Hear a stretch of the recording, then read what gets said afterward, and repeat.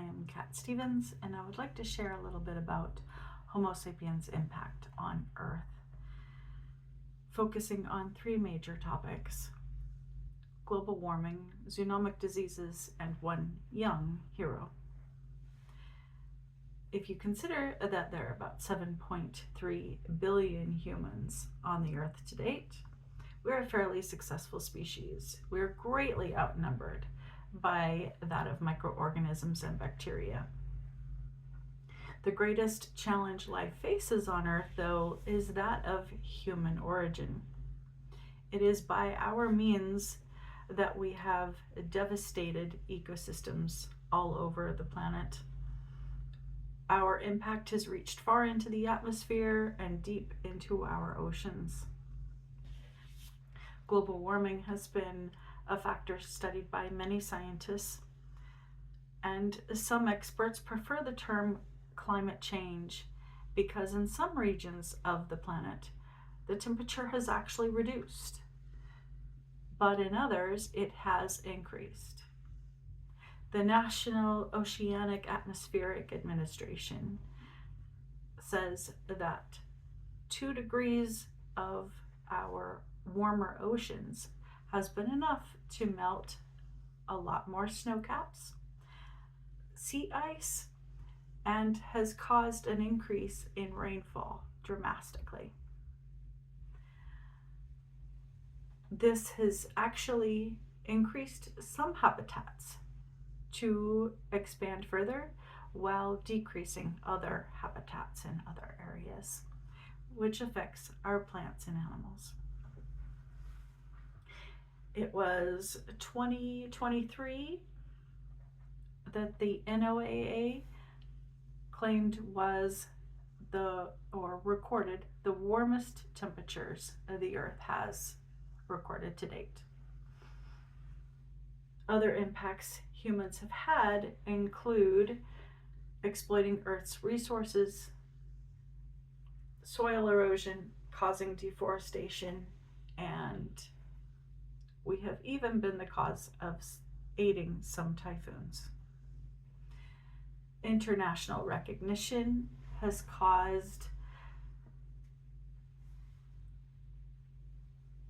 a lot of countries to take notice. The UN has gathered together nearly 200 countries to talk about climate change and what they can do to help. It was in 1997 in Kyoto, Japan, where they made the first changes, making agreements to cut carbon emissions.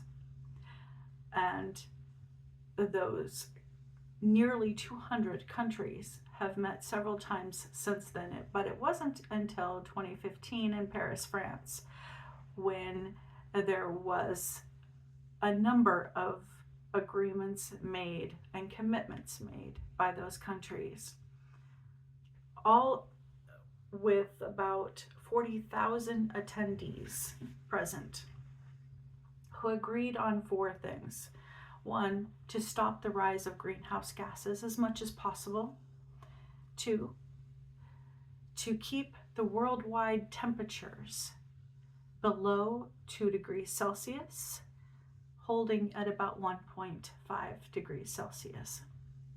To have all nations submit detailed plans of how they're going to cut carbon emissions, and to provide $100 billion to poor countries to aid and assist them in moving away from using fossil fuels. Bacteria and other organisms are also affected by environmental and climate changes. Zoonotic diseases are caused by viruses, bacteria, fungi, and parasites. They comprise of about 3/4 of all emerging infectious diseases. There is an increase of infections due to environmental factors such as urbanization, industrialization, and destruction of wildlife habitats. domesticating animals, increasing tourism, increasing population, migration, further advances more infection. 300 fungi have an association with human disease. They evolve rapidly under selection pressure. Adapting with severe climate fluctuations. One young 14-year-old boy in Malawi where the region experienced for decades extreme fluctuations from drought for long periods of time to flooding.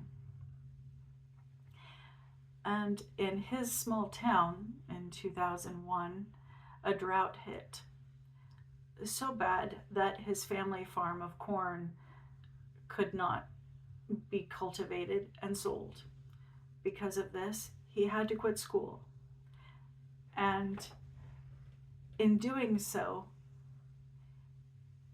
he still craved learning. So he went to the library and he worked out a way that he could still work to read books and study as much as he could. One of these books that he came across was Windmills.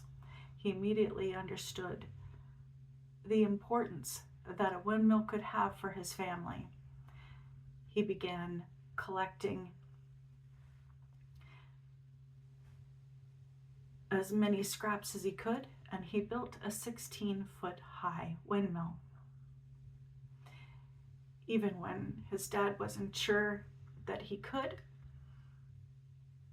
he was successful in being able to create electricity enough to not only pump water, but also to funnel electricity to his home. After doing so, he helped the entire town build windmills across the town. He saved the entire town and later went to school in the United States. Not every family or village has a tenacious youth to solve the problems humans create. We can do a lot with what we have. Healing the damage will take decades by changing our daily habits to make safer choices. Experts aren't sure if we can make the daily habits change fast enough. We won't know unless we try.